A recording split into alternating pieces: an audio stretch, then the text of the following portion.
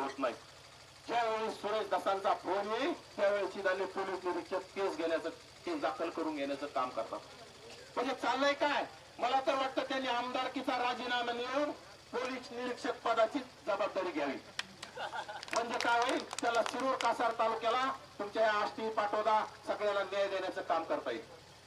दुसऱ्याला बोलणं सोपं असतं, दुसऱ्याच्या घरावर दगड मारणं सोपं असतं, पण त्याला आपण सुद्धा तितके चारित्र्य संपन्न असलं पाहिजे.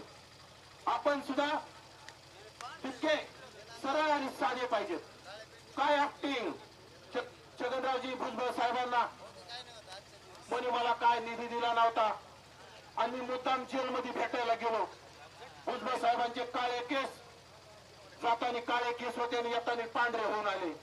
अरे भुजबळांची बरोबरी करायला भुजबळांच्या चपलाची सुद्धा तुझी बरोबरी होणार नाही. भुजबळ हे देशाचं ओबीसीचं नेतृत्व आहे.